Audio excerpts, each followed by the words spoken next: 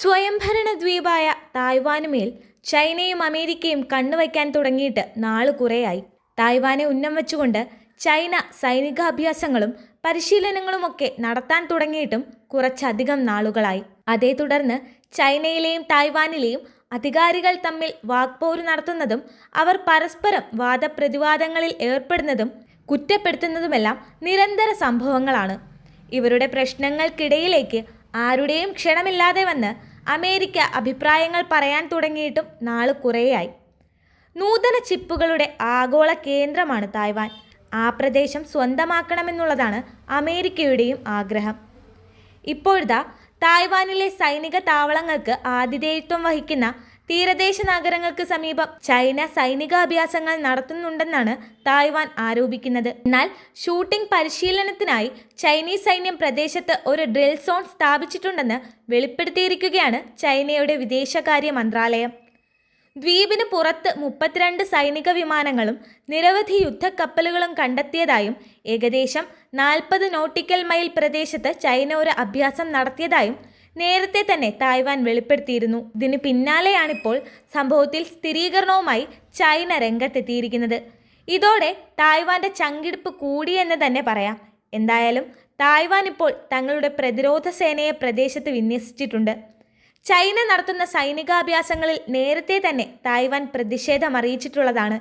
ഇപ്പോൾ ചൈനയുടെ സൈനികാഭ്യാസങ്ങൾ അന്താരാഷ്ട്ര വിമാനങ്ങളുടെയും കടലിലെ കപ്പലുകളുടെയും സുരക്ഷയ്ക്ക് ഉയർന്ന തോതിലുള്ള അപകടമുണ്ടാക്കിയെന്നാണ് തായ്വാൻ അവകാശപ്പെടുന്നത്. സംഭവത്തിൽ ചൈന മാപ്പ് പറയണമെന്നാണ് തായ്വാൻ ഉന്നയിച്ചിരിക്കുന്ന ആവശ്യം. ഓസ്ട്രേലിയയ്ക്കും ന്യൂസിലൻഡിനുമിടയിലുള്ള ടാസ്മാൻ കടലിലും ചൈന സൈനികാഭ്യാസങ്ങൾ നടത്തിയിട്ടുണ്ട്. എന്നാൽ ആ സൈനികാഭ്യാസത്തിൽ തങ്ങൾ മാപ്പപേക്ഷ നടത്തേണ്ട ആവശ്യമില്ലെന്നാണ് ഓസ്ട്രേലിയയിലെ ചൈനയുടെ അംബാസിഡർ തുറന്നടിച്ചിരിക്കുന്നത്. അന്താരാഷ്ട്ര നിയമങ്ങൾ പാലിച്ചുകൊണ്ടാണ് ചൈനീസ് നാവികസേന അഭ്യാസങ്ങൾ നടത്തിയതെന്നും അന്താരാഷ്ട്ര രീതികൾ പാലിച്ചുകൊണ്ട് മുൻകൂട്ടി അറിയിപ്പ് നൽകിയിരുന്നതായും അംബാസിഡർ സിയാവോ ക്വിയാൻ വ്യക്തമാക്കുന്നുണ്ട്. ഓസ്ട്രേലിയൻ പ്രധാനമന്ത്രി ആന്റണി അൽബനീസും ഇതേ അഭിപ്രായം തന്നെയാണ് പറയുന്നത്. തങ്ങളുടെ ഏറ്റവും വലിയ വ്യാപാര പങ്കാളികളിൽ ഒന്നായ ഓസ്ട്രേലിയയ്ക്ക് ഈ അഭ്യാസങ്ങൾ ഒരു ഭീഷണിയും ഉയർത്തുന്നില്ലെന്നാണ് സിയാവോ പറഞ്ഞത്. ഭാവിയിൽ കൂടുതൽ ചൈനീസ് കപ്പലുകൾ ഈ മേഖലയിലൂടെ സഞ്ചരിക്കുമെന്ന് പ്രതീക്ഷിക്കണമെന്നും അദ്ദേഹം നിർദ്ദേശിക്കുന്നുണ്ട്. ഈ മേഖലയിലെ ഒരു സുപ്രധാന ശക്തി എന്ന നിലയിൽ, വളരെയധികം കാര്യങ്ങൾ ശ്രദ്ധിക്കേണ്ട ഒരു രാജ്യം എന്ന നിലയിൽ വിവിധ തരത്തിലുള്ള പ്രവർത്തനങ്ങൾ നടത്താൻ ചൈന തങ്ങളുടെ കപ്പലുകൾ മേഖലയുടെ വിവിധ ഭാഗങ്ങളിലേക്ക് അയക്കുന്നത് സാധാരണമാണെന്ന് സിയാവോ വ്യക്തമാക്കുന്നുണ്ട്. ചൈനീസ് നാവിക ടാക്സ് ഗ്രൂപ്പ് രൂപീകരിച്ച ഒരു ഫ്രിഗേറ്റ് ക്രൂയിസർ റിപ്ലിനിഷ്മെന്റ് കപ്പൽ ഗ്രേറ്റ് ഓസ്ട്രേലിയൻ ബൈറ്റിന് കുറുകെ പടിഞ്ഞാറോട്ട് സഞ്ചരിച്ചതായി ന്യൂസിലൻഡ് പ്രതിരോധ സേന അറിയിപ്പ് നൽകിയിരുന്നു. ആഭ്യന്തര യുദ്ധത്തിൽ പരാജയപ്പെട്ടതിനെ തുടർന്നാണ് ചൈനയുടെ ഭാഗമായിരുന്ന തായ്വാൻ 1949 മുതൽ സ്വയംഭരണ പ്രദേശമായി മാറിയത്. തായ്വാൻ വിഷയത്തിൽ ചൈനയും അമേരിക്കയും തമ്മിലുള്ള സംഘർഷങ്ങളും ഈ അടുത്തിടെയായി രൂക്ഷമാകുന്നുണ്ട്. തായ്വാനുമായി ചൈനയ്ക്കൊരു പ്രശ്നമുണ്ടായാൽ അപ്പോൾ അമേരിക്ക ചൈനയെ ചോദ്യം ചെയ്തെത്തും. നേരെ മറിച്ച് തായ്വാനുമായി ഒരു വിഷയമുണ്ടാകുന്നത് അമേരിക്കയ്ക്കാണെങ്കിൽ അപ്പോൾ അമേരിക്കയെ ചോദ്യം ചെയ്തെത്തുന്നത് ചൈനയാകും. ഇതിൽ ആരെങ്കിലും ഒരാൾ തായ്വാനോട് മയത്തിൽ പെരുമാറിയാലും ഇരു കൂട്ടർക്കും സഹിക്കില്ല. കാരണം തായ്വാനെ തങ്ങളുടേതാക്കണമെന്ന മോഹമാണ് ഇരു കൂട്ടർക്കും. തായ്വാനിലേക്കുള്ള ആയുധ കയറ്റുമതി തുടരുന്നതിന് അമേരിക്കയ്ക്കെതിരെ ശക്തമായ വിമർശനമാണ് മന്ത്രിസഭാ യോഗത്തിൽ ചൈനീസ് വിദേശകാര്യ മന്ത്രാലയ വക്താവ് ലിൻ ജിയാൻ ഉന്നയിക്കുന്നത്. തായ്വാനെ ആയുധമാക്കുന്നത് നിർത്താനും തായ്വാൻ കടലിടുക്കിലെ സമാധാനവും സ്ഥിരതയും തകർക്കുന്നത് അവസാനിപ്പിക്കാനുമാണ് ചൈന അമേരിക്കയ്ക്ക് താക്കീത് നൽകുന്നത്.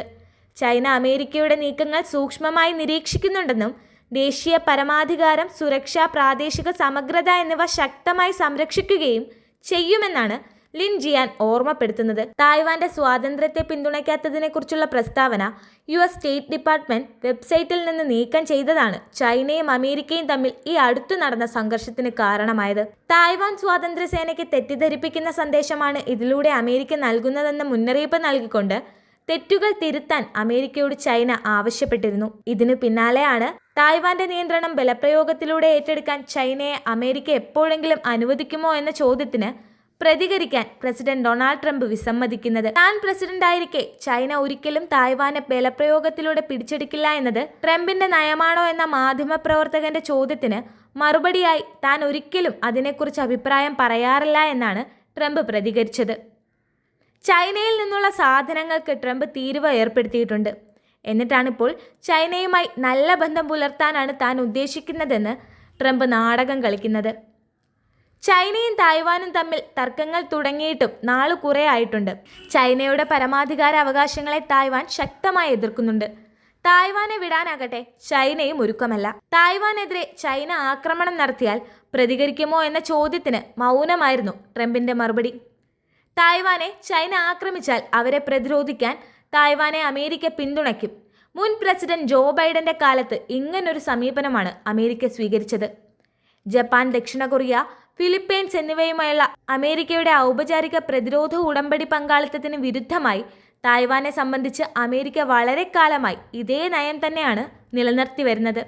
ചൈനയിൽ നിന്നൊരു ആക്രമണം ഉണ്ടായാൽ അത് പ്രതിരോധിക്കാൻ തായ്വാനെ അമേരിക്ക സഹായിക്കുമോ എന്ന ചോദ്യത്തിനുള്ള ട്രംപിന്റെ മൗനം അതിന് തെളിവാണ്. അമേരിക്ക ഉൾപ്പെടെയുള്ള മിക്ക രാജ്യങ്ങളും തായ്വാനെ ഒരു സ്വതന്ത്ര രാഷ്ട്രമായി അംഗീകരിക്കുന്നില്ല. എന്നാൽ സ്വയംഭരണ ദ്വീപായ തായ്വാനെ ബലപ്രയോഗത്തിലൂടെ പിടിച്ചെടുക്കാനുള്ള ഏതൊരു ശ്രമത്തെയും അമേരിക്ക എതിർക്കുകയും ആയുധങ്ങൾ നൽകി തായ്വാനെ സഹായിക്കുകയും ചെയ്യുമെന്നുള്ള കാര്യം വ്യക്തമാണ്.